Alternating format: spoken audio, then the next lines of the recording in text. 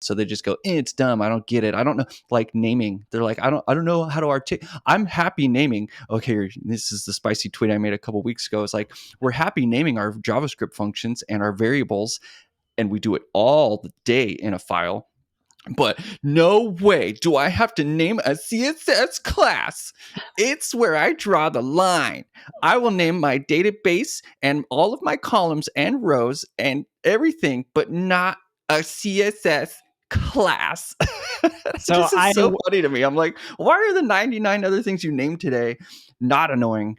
And then you're like, oh, this one. I'm like, okay. So no, I don't think types would magically fix the way that people avoid designy stuff in their code. Visit bad at CSS. Okay. Hello, everybody. Welcome to the Bad at CSS podcast. I'm totally not thrown off because it always freezes when I hit the record button.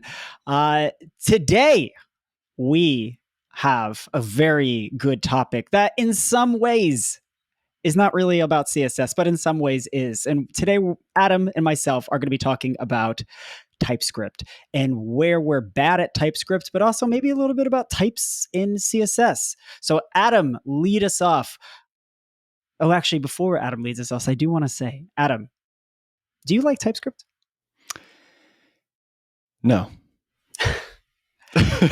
I like TypeScript, for the record. I actually, and here's one of the, maybe it's like just a personal experience I've had, but I do. I love TypeScript. I actually, in 2012, when TypeScript came out, I worked at a company that was very anti-JavaScript. We wrote everything in C#, and I had to beg to write any JavaScript at all. And I went to my boss and showed him TypeScript, and I told him, this is C# in the browser. And at first he didn't believe me. But then when I showed him that Anders Hallsberg wrote it, who wrote C#, I was like, see? And he was like, oh. And so no joke, in 2012, literally I showed him the announcement post. My boss was like, if you want to write it in this, that's okay. So I was able to write production JavaScript or TypeScript in like 2012. So I've been writing, so I can apply to all those jobs that's like must need, more than 10 years experience in TypeScript. I'm like, technically I have that. But while I have that, I'm still bad at it. Oh, that's funny. Yeah, .NET was ahead of its time, huh? Same with ActionScript 3. Same with Angular 2. Everyone was like, oh, ew, oh, how dare, oh, no, .NET, I hate it. And then at the end of the day, we're like, now that we're doing server-side type-driven, I'm like, yep. Oh, how the pendulum swings. I'm mostly amused at like how funny it is that in the front-end world, we're all like desperate for types in so much that we only have them during development. They don't even deploy. It's just a thing we do for ourselves in our little sandbox. Meanwhile, the native apps are over there going, we wish we didn't have to type. Let's make new languages where we get to act like we're JavaScript. And I'm like, see, that's the right thing to do. Make a language that's for the human, not where the human has to bend its mind in multiple ways to appease the machine. The machine should learn from what we're, like an advanced language isn't one like Rust where I have to be very contractual and very explicit. There's no ambiguity. Oh, ambiguity. Oh, dude, I'm like, that's what computers are good for. They'll solve it on the fly. We've been evolving as a programming language forever, and I feel like TypeScript is kind of a de-evolution. It is fine. It's in my site's written in it. Gradient.style is written in it, but it is a step backwards. It's superfluous. If you want to do types, then choose a real typed language. Like, why are you choosing this one that's just partial? I don't get it. So anyway, when I write TypeScript, I'll type with the best y'all. I come from a typed language background, and I couldn't wait to escape it. And then here I am now in TypeScript, and I light type. I'm like, if I get to choose my preference here, like my personal site is light typed. I'm not going to spend 8 hours typing my system that produces 0 user value. I'm not going to do that. I'm going to lightly type things. And anyway, so I dropped a few bombs on you. I see you. That was spicy, man. That was like a 5 pepper take. Like, oh my gosh, this is a ghost pepper take. wow, I'm like recovering from that. So actually, let me try to get your point of view here. So like you like TypeScript in the sense that TypeScript, like let's face it, does give us better like developer experience in terms of tooling. Like knowing this is very nice, or like sort of the contract of that. But I think what you're saying is you kind of like you will use TypeScript, but really in the form where you're trying to get type inference from things rather than like creating your own world of types. Like you don't really want to say like, oh, I have a type of user and a type of this and a type of that. And then it's all up to you to keep these contracts and everything and these interfaces in place. And then when things change, yes, it's a lot of work. It's like updating tests. It's like updating all this stuff. It's, it's not fun. And is that kind of where you're at? Like you'll use type inference, that's okay, but you don't want to actually generate and handwrite any types. I mean, it's a slippery slope. Okay. I've spent numerous times where it's like, oh man, that was a couple days in an Angular 2 app or something. Just like a very a system where I highly was into types, which is very satisfying, by the way. So I totally get it. Everyone out there that's like, well, yeah, but I hardened my system, and yes, you did, and then it disappeared when you deployed your system. But we'll talk about that later. Actually, we can talk about that right now because sure. I have a story that I think that is great for this podcast. I'm like, oh, I have one cool thing to contribute here. So so an issue you have with TypeScript as well is that you don't like also the fact that types, they're dev time types. So they erase at runtime, and then therefore no longer do you have access to this. So that's something that you dislike. It's kind of to me, it's something to mock it about. It's kind of silly. Every other person in this world that writes in a typed language deploys the typed language. TypeScript is the only one where we're like, I acted like it was TypeScript and then I deployed something else. It's like you build an airplane that's in this whole typed system, but then when you actually put the airplane on your client's ground, it has none of the hundreds of hours of time you spent in type safety. You just kind of wing it at that point. You're like, no, TypeScript will deploy something safe for me, right? And you just, I don't know, we just kind of wish and hope. It's just kind of ironic that all these historical type languages got poo-pooed on, and then here we are investing in the one that's a fake typed system. It's probably the biggest poser. Holy crap, dude! Here's TypeScript is a Can we publish this? I don't know if I can publish this. I mean, it does fine. It's fun. No, it's you very can have customizable, but it is kind of a typed language poser because you don't ship that, and if you do, it still gets compiled away. So it's just this vapor types. Like, why not go work in Kotlin? Why not go work in Rust? Rust is a phenomenal language. If you like TypeScript, stop writing TypeScript. Go write Rust. That's where I stand right now. I had to be quiet there because I wanted you to have that soundbite. But so what have I told you though, Adam, leading into my story here, that there was an initiative in the beginning of TypeScript to actually have some types around runtime. What have you thought about that? What if I could tell you a story about that?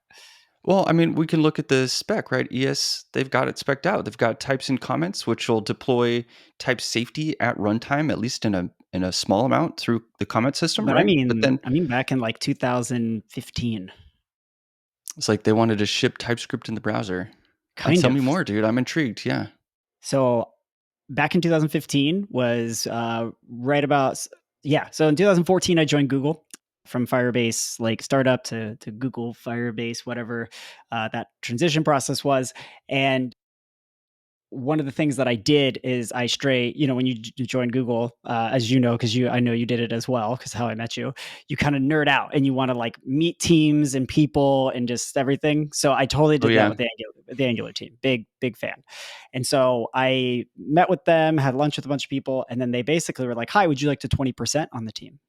And so I was like, yes, absolutely. And so that's, for those who don't know, 20% of your time at Google you can spend on another project. Sort of the joke though is that a 20% really just means 120%. And does these days. And if you really like it, it's a 200%.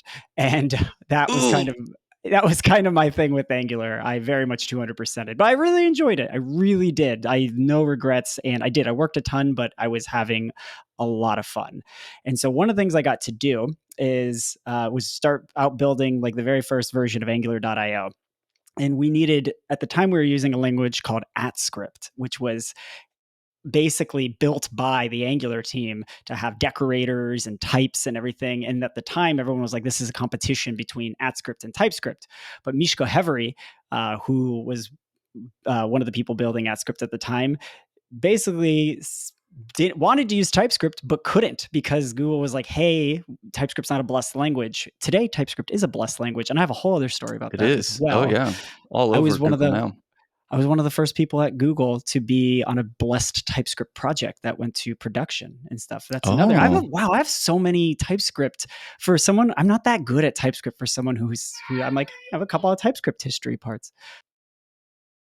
But so then we went out to Microsoft one day to, to meet with the TypeScript team because while Mishko was building AppScript, people were like, oh, like he was like, can I use TypeScript? And they were like, no. And he's like, well, I'm going to build my own language. And they were like, oh, okay, don't do that.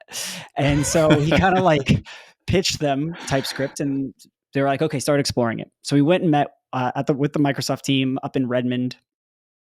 And I had been working on writing all the samples in AtScript at first, so I was going to meet with them to write all the samples in TypeScript. I got to meet with Anders Halsberg. That was like a really cool moment. Amazingly kind person. I was like, I love Turbo Pascal and C# and I love your work. Thank you. And he was like, oh, no, he was a cool dude. But I watched him and Mishko discuss so one of the features of AtScript was it had runtime type assertions. So your types did not go away, but only during like development time, not a production time. The types still went away at production. So this was like console assertions? Basically. And so if something like your data coming over the server didn't match the type at runtime, it would warn and tell you, or break even and tell you like, hey, you expected this to have type of message, but string. It's but quote 10 instead of the number 10. You must adjust yourself. Exactly, which was cool in some ways. And so they had a big discussion about how to bring that to TypeScript. And I'm not too smart. I'm not smart enough to really dive into the reasons why it didn't happen, but it didn't. They decided to drop that from AtScript. So it died with AtScript. And yeah, so that was sort of the deal. So nice. It was That's cool. pretty sweet. It was a discussion. I do want to share that TypeScript as a library author makes a lot of sense. Oh yeah. You get to sort of like, I mean, also do not trust your type system more than you think you need to write tests. This is the amount of that's I another thing I have that. an issue with like TypeScript is it creates a false sense of confidence in your code. There's just so many examples where things are very well typed and they don't do what you want. Very well typed and break. And it's just like the list goes on. So I just wanted to say that if you're writing a library or if you're on the back end and you want to write in TypeScript, I think those are really good locations. It's mostly the front end that I have most of my issues with TypeScript. I think we're overdoing it. We're creating a really high barrier to entry, even though you think that like, command space or control space gives some new beginner a pathway forward. It doesn't. It creates confines. They start to think that their entire world only lives off of the auto-completion, which is this is how I basically came up in programming, was in typed languages, living by command space and whatever the editor suggested to me. And it was terrible. My recommendation, if you want to get good, if you want to have a healthy relationship with TypeScript, is never get that good at TypeScript, because then you will never be overly confident in your type system and your abilities. And you can just say like, hey, this is helping me, but I don't quite trust it. So I know I need to write that test. So I know I need to do more. Because that's how I feel with TypeScript. I know enough, but I always look at my types and I kind of look at it as like my layouts in CSS. Is I'm like, it's there, but like a stiff wind will blow it down. This is my favorite part of the podcast for everyone, by the way, is when our children just like decide that it's not happening. For me, I have this light in front of me, and then there's these 2 double doors. So if my children decide to come in, it's going to be a disaster because this light is just going to fall right on my face. So maybe that is like the podcast content we need. It's just a straight fall. Where's the thingy I need? I'm like, over there. I'll see you later.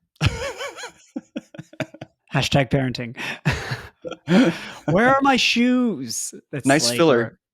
Yeah. It's good. I had a coworker who once said half or 90% of parenting is just getting your kids to put their shoes on. And I think that might be right. Nice. I like another one, which is how much did it hurt them? How long were their hands over the place where they got hit? You know, it's just like, ooh, ow, that hurt a little bit. Or is it like, oh yeah, if their hand is there for a long time, you're like, ooh, it's bad. Or it's the silence. It's the silent breathe in before the scream too. And they're like, oh like, yeah, when there's like no sound coming no. out, you're like, dude, they're winding up. They're winding up big. This is going to be bad. Okay, back to types. I mean, TypeScript is fun. We could talk about a lot of TypeScript, but CSS is typed. Hopefully people listening to that know this by now or have listened to me talk about that enough. And what's so fun about CSS's typing is that it's like a strong type language that's super chill.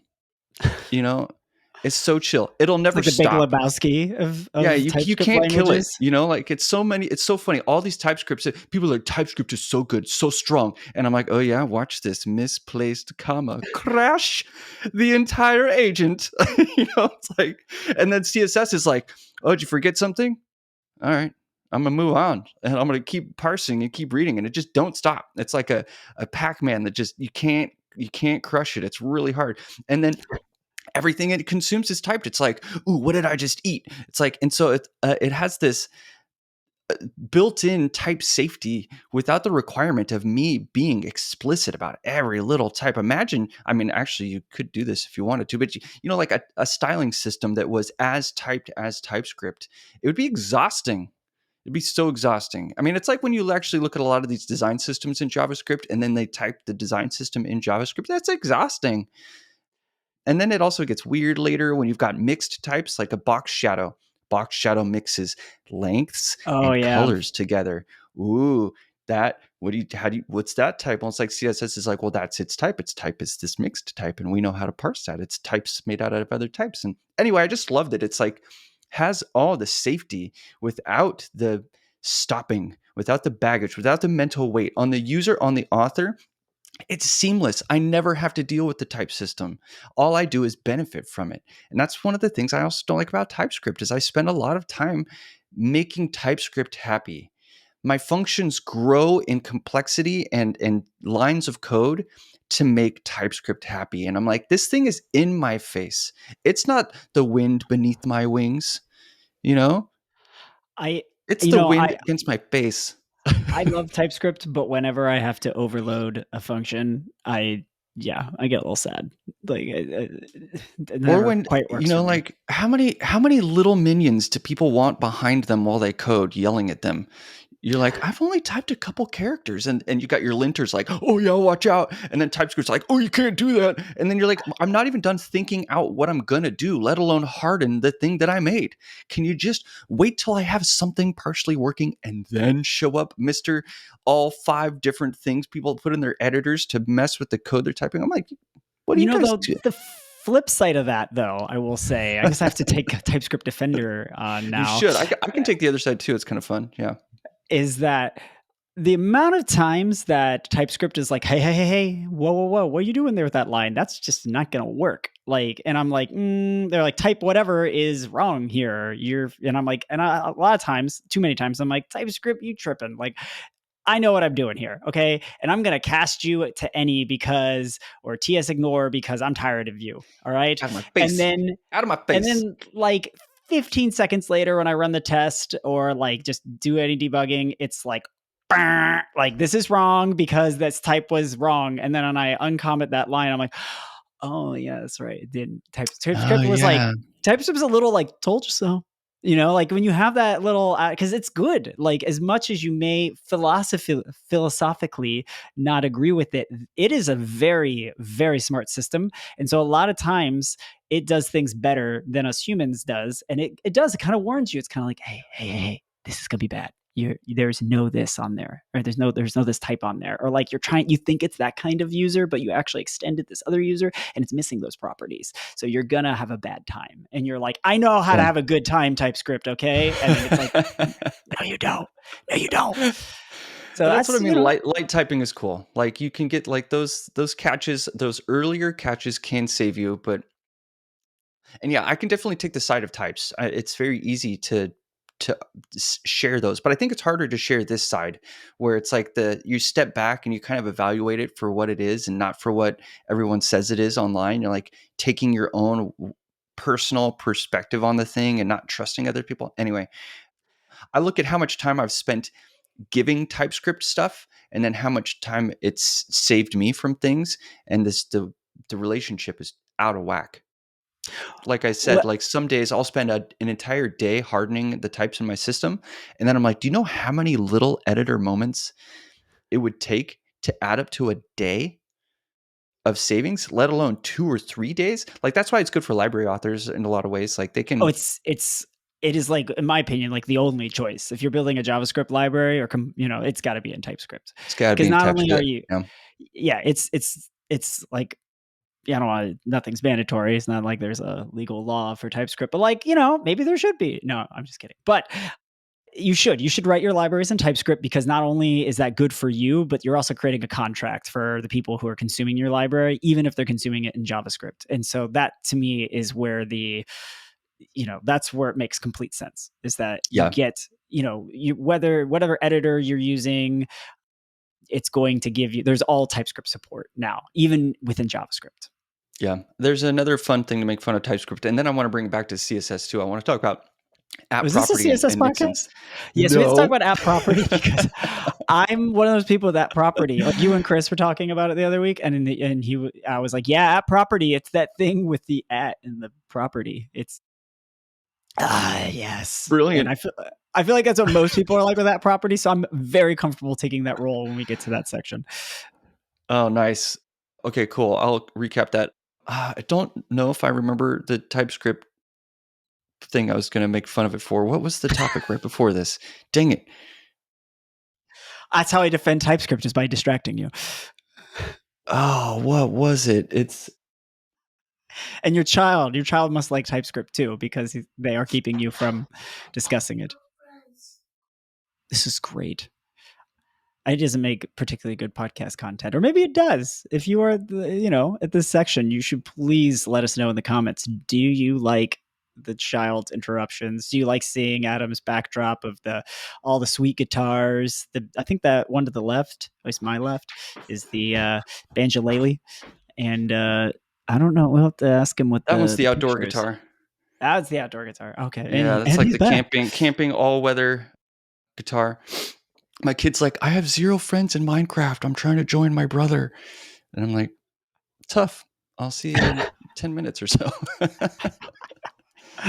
I know. I love it when they say things that, like, you remember being a kid when that was like the biggest deal. You're like, what do you mean that's not a big deal? I have 0 friends in Minecraft, Dad.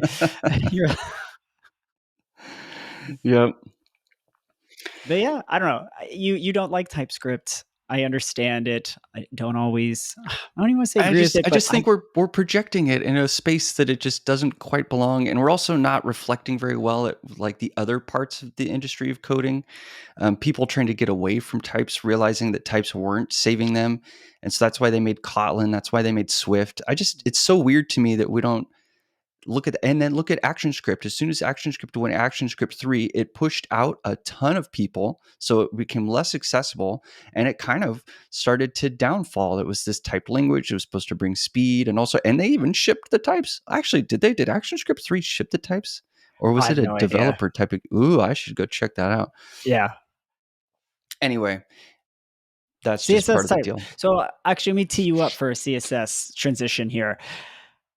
So you say CSS has types. and I know this is something that has been worked on, but a lot of times when I'm in JavaScript, when I'm trying to access CSS, the only type that I usually deal with is type of string. So if I'm like, how many pixels is that?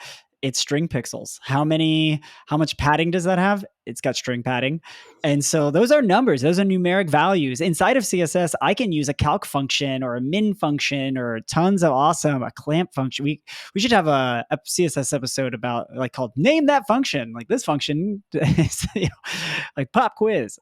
But I can Let's do get all one these called sorts. Lady in the Clamp. It sounds like a good episode. Lady. It's got the noodles like I don't know. Well, that'd That's be a the good right one. scroll-driven animation. As you scroll down the page, two Oh, dogs yeah. go across the noodle and then kiss. Oh, that sounds good stuff. But yeah, so how is it you talk about this beautiful type system that CSS has, but when I access through JavaScript, the majority of the time it's string. So You got to try the new API. There's one called Typed OM, the Typed Object yes. Model. This is the CSS OM. So just like the DOM, we have the DOM, we have the CSS OM, and there's a Typed OM, and you can ask it for values, and it will bring them back to you, split out into an object. It says here's the number, and then it's a type of number, and then it will give you the unit type separately. So if you want it to be 10 pixels, you have to reassemble it or ask it for the computed value, which is kind of what you've been doing. So there are Okay. certainly ways to ask for values from JavaScript and get the typed representation in CSS. I will share a warning though. This API is so seldom used and also not defined perfectly for all the different parts of CSS, like color, for example, is a very difficult one Yes. that you might find an insufficient typed amount of information from JavaScript sometimes. But anyway, it's still there and it's in the platform, and hopefully it continues to evolve. Okay. Well, continuing on then, explain to me app property, what it is, why we need it, and why I should use it. Awesome. Okay, so app property is a formal way to define a custom property. So a custom property can be willy-nilly anything it needs to be. And it's kind of a superpower. You could put JavaScript in a CSS custom property, access the value of that custom property from JavaScript, and execute it. Yeah. And then all of a sudden CSS is storing things. Do you remember that database example? Someone was doing Yes. database queries through In CSS. CSS. Anyway, It was beautiful. I loved it. that's pretty cool. Love it. Yeah. So app property allows you to define a custom property, specify the type and an initial value, and whether or not it inherits. So it's kind of like this ability to make a secure custom property. So let's say I make a custom property and I say it's a length, so it only accepts lengths, or maybe I specify it only I accepts see. length percentages, so it can be 50% or 50 pixels. That's a type in CSS. So you got to know your types in CSS in order to create an app property, because it's required that you pass it in there. And once you specify this type and you try to reassign that to something that's not of that type, it won't assign. And that's superpower number one. So like if you do that in regular custom properties, you can be like regular custom property 50 pixels. And then later you're like, yeah, now you're 50%. So it's a lot like like a var. Yeah, you Whereas, kind of have like type any is like a var, where it's just like yeah, anything kind of goes inside this. It's a box for values, and it can be anything. And what you're saying, yep, app property is kind of when you start to move away from an any type to a specific type, like length, like you just said. yep.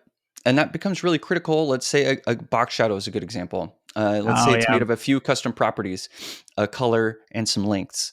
And if you weren't using app property, someone could accidentally have a typo in the color or a typo in the length, and it would break the entire box shadow.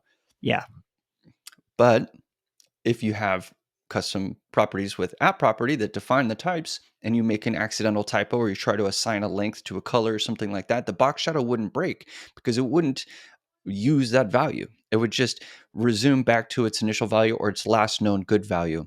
And so you get this type safety inside of CSS with your custom properties so that you have this confidence that you won't be deploying broken UIs. It's pretty cool. So what kind of types can I use? You said length. What are some other good ones? Yeah, color, length percentage, integer. Yeah. You can make your own names. So you can have like a kind of like little identifiers that are your own. Okay. What else is in there? I think just regular percentage. Okay, that makes sense. I can't remember. Anyway, but yeah, there's like 6 or 7 or something like that. Pretty core types. They're kind of like proteins to doing like more, it's like I imagine that's a app property is sort of like a format where it's like, hey, we want to be able to make these parts of CSS, especially with custom properties, make more sense, like have their own types, so to speak. And so this is the syntax that we're providing for you to create that specification. And over time, they can add different types of types for you to type. And then that way, if they want for some reason in the future, I was trying really hard not to be proud of myself for that sentence. Is if you wanted to add something, you said color, what's one you could do? If you wanted like some specific, I don't know, what is it? What actually, oh, this is a good one. I can put it on you. That's what I like to do. What is a good type that you think CSS should have? Ooh, a type that's missing. Interesting. I don't know. Oh, a function is a good one that comes to mind, like min, Ooh, max, clamp. yeah, You could say this only accepts a function. that would be very useful because it's true. Like if you think about a property in CSS, it is very much typed. Like it takes in a number, like it takes in a string, it takes in, or even so, it takes in a size value or something like that. It's very different. And when you think about colors, oh my gosh, you have color representations like hexadecimal, but you also have color functions such as RGB, HSB, HSL, like all that type of stuff. So and if you kind of move that same understanding of a color function to a TypeScript function. If there was a TypeScript function named HSL, you would say, well, the first value is the hue, which is a number. And then Could also be a percentage. Could also be an angle. I was going to say the saturation, you'd have to overload it. And then, but if we go with like the basic usage of HSL, it's going to be like 150 or something like that, a number. And then if you go to now saturation, that's a percentage. That is not just a number, because if you type in 150 again, it's not going to work. At least not expectedly. And then the same thing with lightness. That's also a percentage. It's a number, but it's a percentage, which is very important because when I was first using HSL, I would always forget that the last two were percentages because I'd start with a number, like an integer, and then the rest would be that too. And I'd be like, why isn't this working? See, this is dumb. I'm dumb. Okay. So this leads into why I've asked so many times why editors, no one's created a typed autocomplete for CSS, because the HSL function is a typed function. It's typed in the spec. What it expects is known, which means you could type HSL open parenthesis, and you could get all the same TypeScript type of information, but in your CSS. They could easily know, and then you could underscore squiggly it. It's like, you put an integer here, and you actually this needs to be a percentage or something like that. We could have That those needs to things. happen. And then you'll like types, or you like types. So maybe that'll make you like TypeScript. Do you think that's possible? That if like, what if we had, Yeah. like, what if that was something TypeScript wanted to do? If they were like, you know what, we're going to build TypeScript for CSS, or would you be like, no? Well, I mean, I've kind of lightly proposed it as just to be silly, though, because people want typing so bad. They think it's so powerful to them, to their workflow, that I'm like, well, then go do it to CSS too. You'll get all the same, which is kind of what Stitches is. Oh yeah. Stitches is a JavaScript defined styling system that everything's decently typed enough that it can feel like TypeScript. You get it the type ahead and stuff like that. It's not quite as typed as the CSS object model, but yeah, it's there. So what you're saying is that CSS is a language that, like, let's be real here. Like, this is a podcast where we keep it real. Like, Be real. Is it my time of the day? Oh, I'm so real right now. Anyway, whatever. It's a Firebase app. Oh. But one thing that I think is interesting is that CSS, doesn't get it all the respect that it deserves. And even if someone respects it, they may not enjoy it. To each their own. But do you think if that CSS had types in the same, it has types, but if it had type tooling support in the same way that JavaScript now does with TypeScript, which, let's be real, this has been like a 10 plus year endeavor to get it to the point where it is today. So I guess we have to start now. But if we had that in CSS, you think that would it get better respect? Would it get better like adoration? Would you think people would be like, oh, I wrote HSL and it's like I can see the documentation up there and the values and it's giving me hints and stuff like that, and it feels more solid? Do you think that would get people on board, or do you think it would still be like, oh, what is this thing? No, they would not. It would not magically get the respect. No, that'd be Well, lovely. But I think it comes down to more like what people are interested in, what they think they do, the concept of design and language. People go to school and they don't learn the verbiage for design.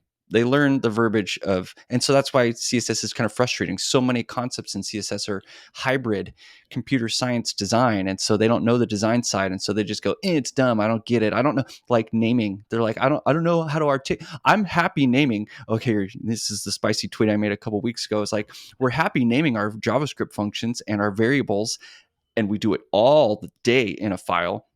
But no way do I have to name a CSS class.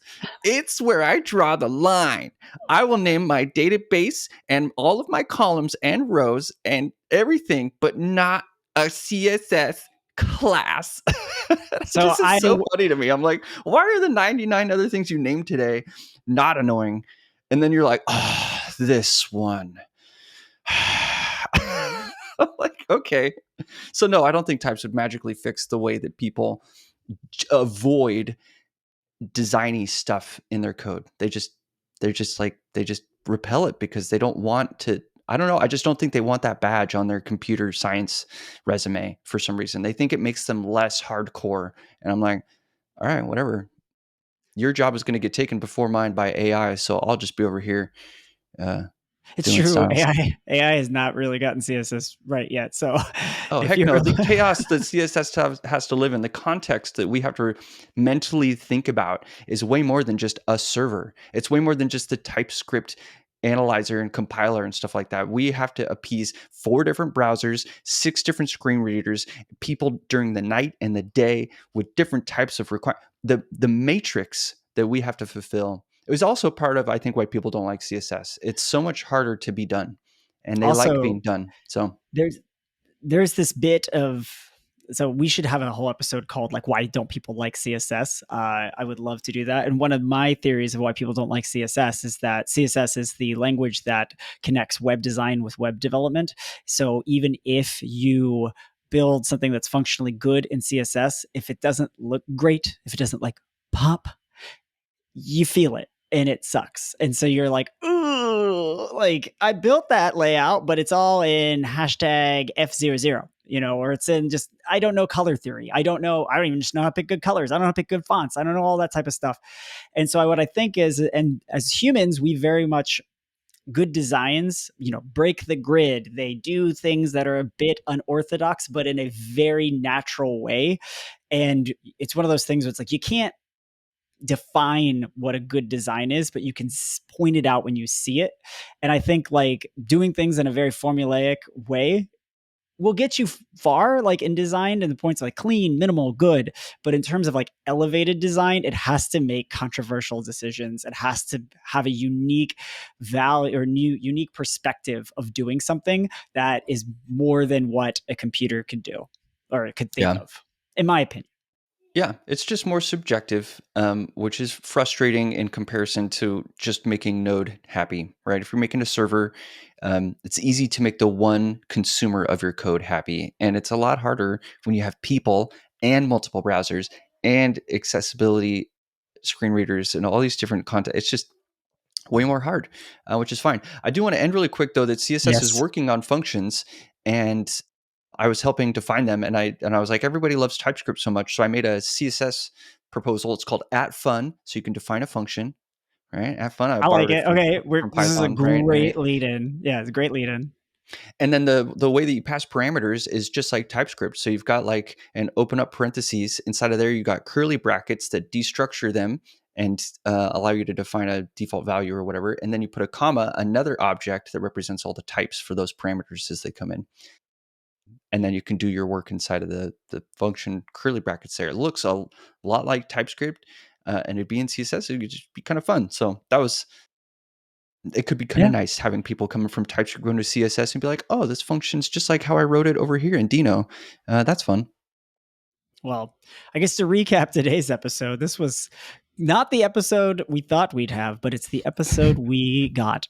And I like it. We started out with TypeScript. Adam doesn't like TypeScript. Him and we've had this discussion for years. And then I keep using it. It's like I'm eating my greens and I don't like them. I'm like, ugh, broccoli's gross, but I totally built my site on Dino. The people who do this are not smart at all. But I can't stand them. But TypeScript though but types are good. You just aren't a big fan of being inundated and overwhelmed with types and being restricted by types. I want a computer to do the computer stuff, which types are very good for it, and they're lightly good for me. Like, I want to be as human as possible as a coder, not as robotic as possible. And I think a lot of people, the more advanced and the faster the application that they write and the more intense, the more low level they get, the further they get from the human side of all of this. And the more they get into their appeasing the bare metal of the thing. They're like, oh, I know how it works. I know how the brain of this machine works. I'm just going to do this slight little thing to do it. And I'm like, that's not as approachable and accessible or futuristic as me. Kind of like AI, I guess, is just me being able to articulate to it in a very natural way and have it work out all the details. The more advanced we get, shouldn't be me devolving my brain to be more like a computer.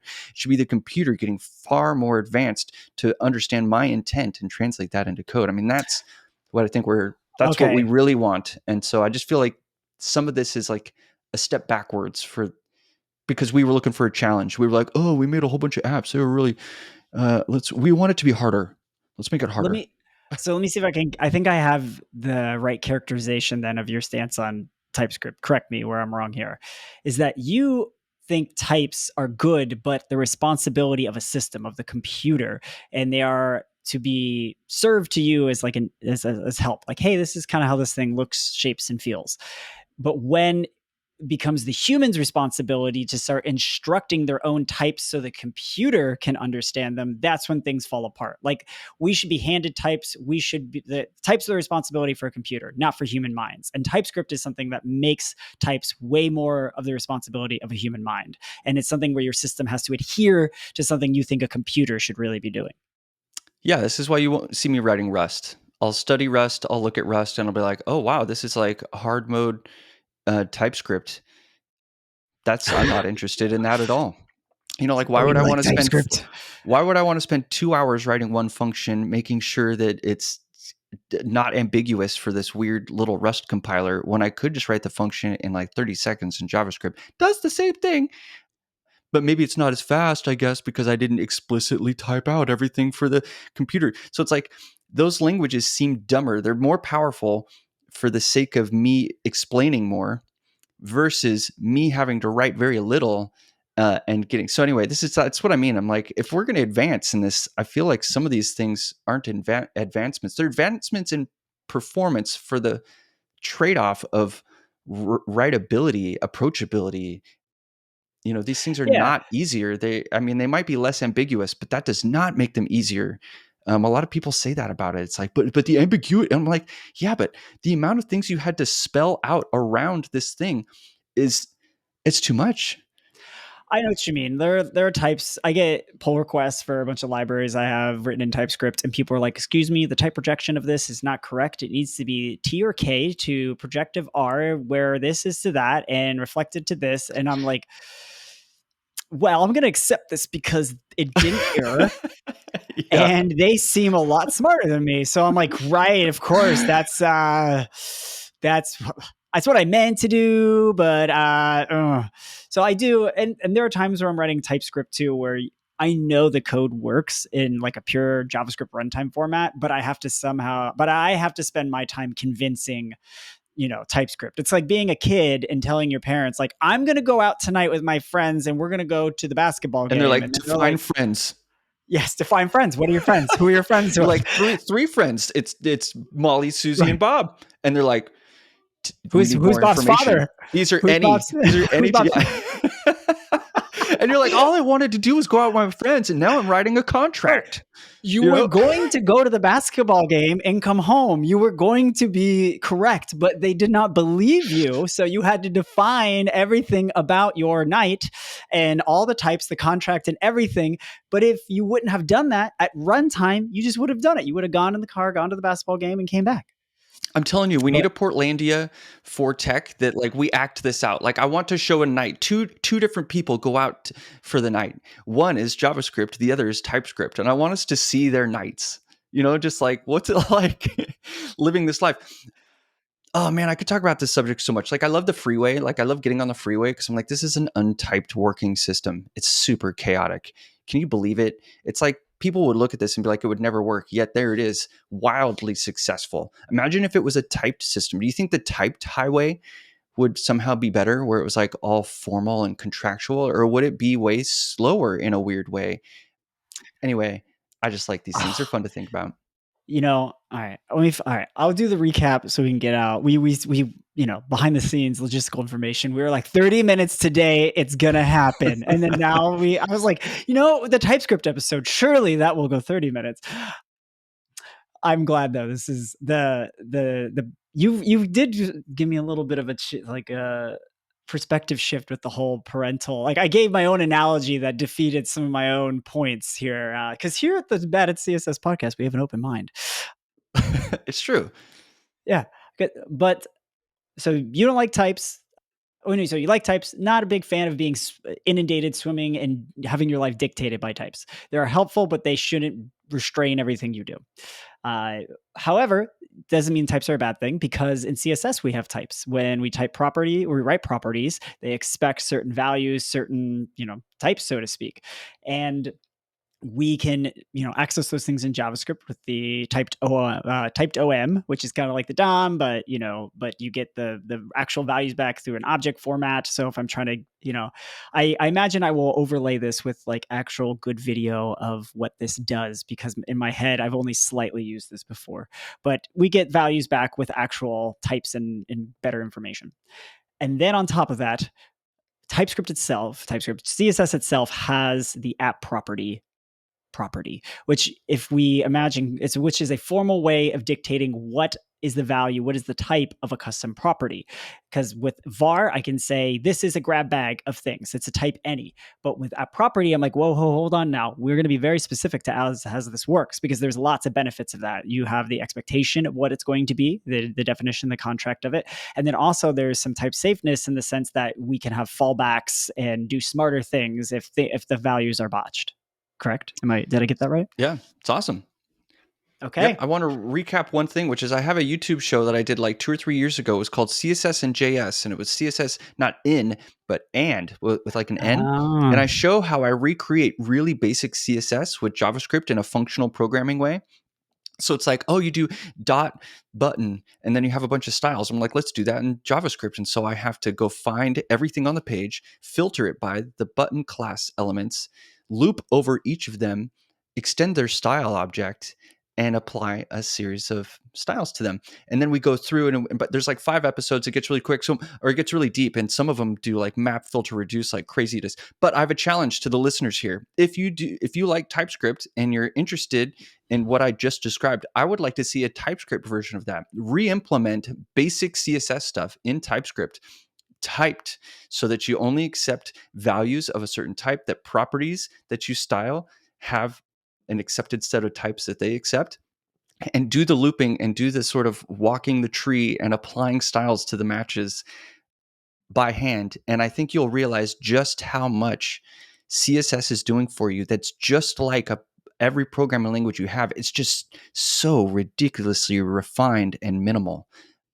It's awesome. You get the query language with the ability to mutate and loop, all within this succinct syntax. And I think it helps people realize what CSS is actually doing for them, because it can be kind of easy to throw to the wayside. But anyway.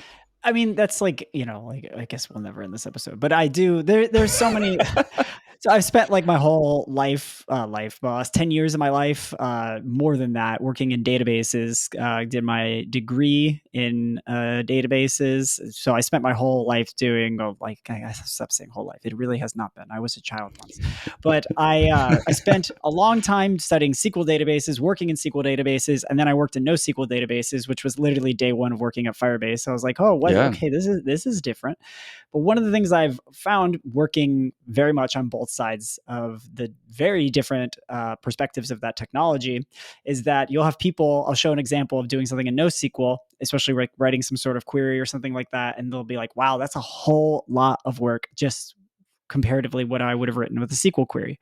And then I say, well, you know what you're forgetting is what did it take for you to structure that data? Like what query, what DML operation did you have to write to actually create your table to update that? Oh, did you have to add a column? Is it non-nullable? How Ooh, did you fun. predict the future? Yeah. Right. And and don't get me wrong, there are strengths to that. That's not bashing that like NoSQL is better. No, they're both great technologies with different purposes. But to say like in SQL that's easier, it's like that's true. But what did you do to make it easier? The difficulty that it took to make that line, we can't forget that that exists. We can't compare, what we think is apples to apples when it's not. It's very much apples to oranges. And it's like you spent so much time doing this one thing, and that's great, but we have to remember that exists. And yes, in NoSQL, there's like, hey, I may have been able to structure my data easily, but now I might have to write a more complicated query, or may I have to join data from sources that, there's just so many different ways of reasoning about it. And I think the same thing you can say with JavaScript and with that example, where people are like, oh my gosh, why would I have to do this whole thing with the cascade? This is also complicated. And you're like, fine, go do it in JavaScript then. And then now remember how difficult that is. Like, yes, you may like the syntax more, but like, let's look at lines of code. Let's look at complexity. Like, to end the podcast with quoting Rich Hickey, what is it? Simple and familiar are two different things, Nice. I like how you kind of brought it down and whispered the quote. It's good. I didn't mean to. Gotta bring it down. Well, everybody, thank you for joining this episode of the Bad at CSS podcast, and let us know. We're actually a real podcast now. We published. If you're listening to this, you've seen it, but we're way ahead of ourselves for the times where we won't be. So let us know the kind of things you want to hear, because we would love to hear that and discuss them. And yes, this is your safe place to be bad at CSS. And we're bad at types. And we are bad. Oh, that is for sure. So we will see you all on the next one. Peace. Smell you later.